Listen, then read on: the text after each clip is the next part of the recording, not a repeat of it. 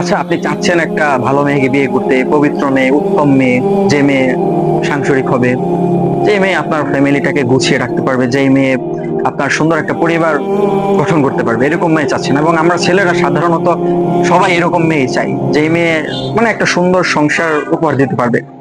But আমরা না, মানে চাই একটা ভালো মেয়ে নিজের জীবনে, কিন্তু ওই মেয়েকে পাওয়ার জন্য, একটা ভালো মেয়ে পাওয়ার জন্য আমাদের চরিত্র যেরকম হওয়া উচিত, আমাদের নিজেকে যেভাবে গড়া উচিত, ওইভাবে আমরা আসলে গড়ি না।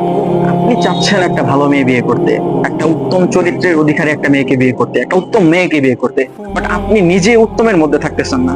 তাহলে কিভাবে পাবেন ভালো মেয়ে বলেন?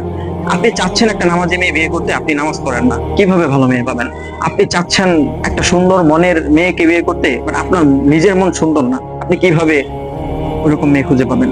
আপনি চাচ্ছেন যে মেয়ের কোনো রাগ নাই সেই মেয়েকে বিয়ে করতে, বাট আপনার মধ্যে বেশি রাগ, আপনি কিভাবে ভালো মেয়ে বিয়ে করবেন? দেখুন, আপনি চাচ্ছেন একটা উত্তম জীবন সঙ্গী, অবশ্যই আপনার নিজেকে প্রথমে উত্তম হতে হবে। আর এই জন্য কি করতে হবে? এই জন্য আল্লাহ তাআলার কাছে আপনার অনেক অনেক বেশি দোয়া করতে হবে, আপনার নামাজ পড়তে হবে অনেক, আল্লাহ তাআলার কাছে প্রচুর পরিমাণে চাইতে হবে। অর্থাৎ একটা উত্তম জীবন সঙ্গী আপনার আল্লাহ তাআলার কাছ থেকে ভিক্ষা করে চেয়ে নিতে হবে, এবং আপনার নিজেকে উত্তম হতে হবে, নিজেকে পরিবর্তন করতে হবে।